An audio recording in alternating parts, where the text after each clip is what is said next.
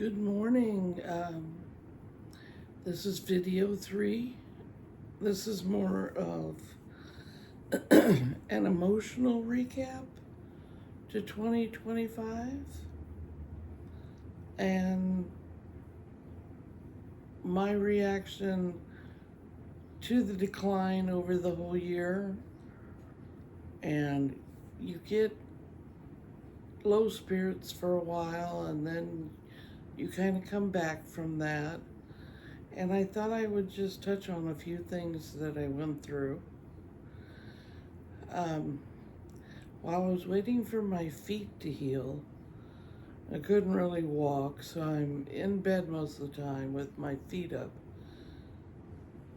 trying to get those blisters gone.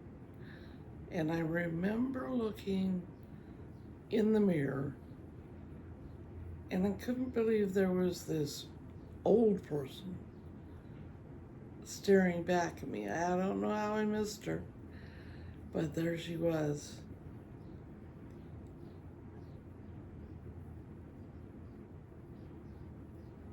And I remember thinking, how can I be this old? I just bought a Snoopy sweatshirt. I thought I'd wear it so I could show you. Anyway, I was hoping to find Snoopy pajamas. But once the blisters healed, and then I had to wait for them to harden up to calluses.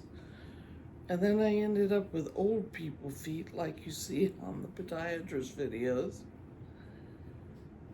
And between that and the dislocated knee and the 50% hearing loss and just ongoing and getting used to hearing aids, and I'm realizing that a lot of my balance issues might have been the fall from the dislocated knee, because I wanted to protect my knee as it was going out, so put both my hands up next to my knee to hold it in place. But then of course that caused me to fall, hit my head. And it was surreal being out there on my porch, 10:30 at night, holding my knee, which I just dislocated, hitting my head, and thinking, okay, hopefully I can get myself up and get in the house. And I did manage to do that.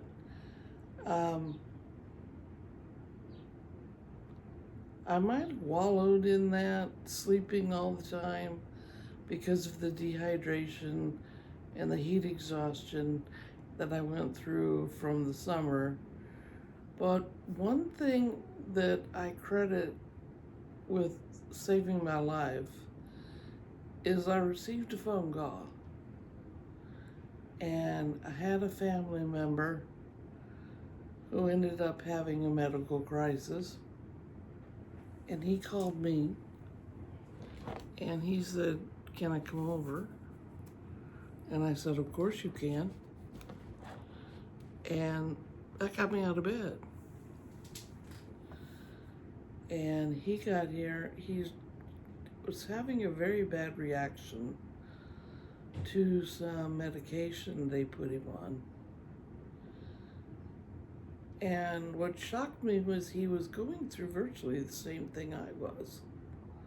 Mine not quite so bad, and him with the help of a doctor, and mine was just trying to cure symptoms while I healed. And then I got my hair cut, and a friend of mine from high school cuts my hair, and she was going through something similar. And she's on like the reunion committees, so she talked about all the classmates we've lost over the years, and how they make a memorial bouquet with a flower for each person lost. And she said it's so large now. And considering we're only 60, but that got me thinking, how many people in their 60s are out there and need some support? So while my cousin stayed with me, I forced myself to get up every day. And he had to have projects to do. He had to have something to do. And I had the fatigue, so we had a little trouble assimilating our lives, but it was just more of we were both used to living alone.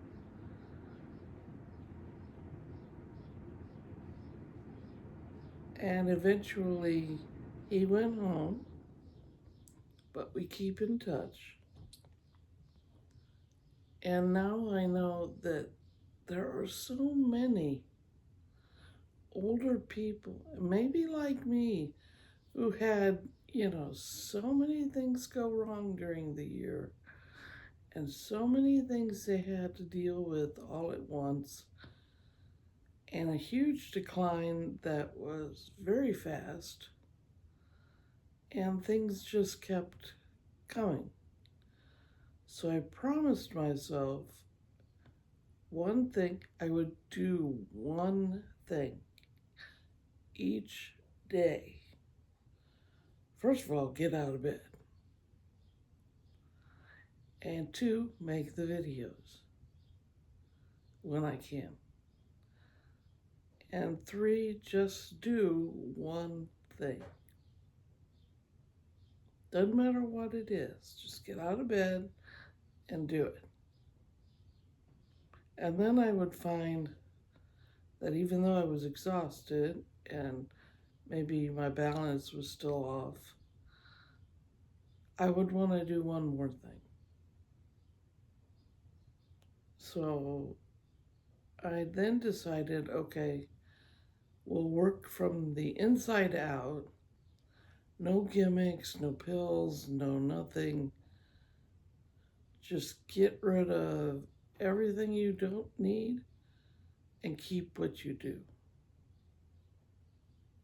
So the first thing I try to do is drink a huge glass of water first thing in the morning because of the dehydration. I find I feel so much better if I've had that huge glass of water. The other thing I do is when I feel like I need it, is I drink coconut water with pineapple juice, because coconut water has the best electrolytes that I've found out there on the market, and I will go into that a little more in another video. But now I'm sitting here wondering, how many other people are out there who feel like nobody cares if they get out of bed? And nobody cares if they live or die. And what they don't realize is there are thousands of people out there that care. You just need to let them know. And if you have older neighbors, go check on them.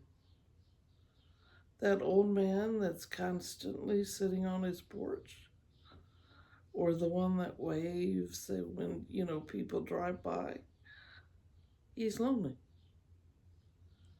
Stop and say hi.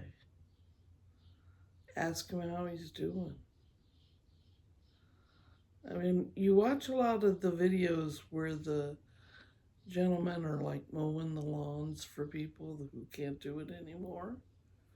those are the ones I'm talking about. Those, I'm starting to notice the people, it's like they're disabled, they're older, they just can't do anything anymore.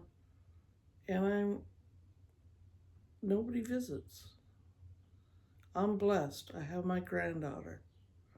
She comes over and helps me with the videos, and we do things. And now I realize this, I want to try and give back. So if anybody has any suggestions on what I can do, I mean, I'm still trying to recover myself, so don't ask me to come mow your yard. I hire somebody to mow mine. I just want people out there to know that we're thinking about you.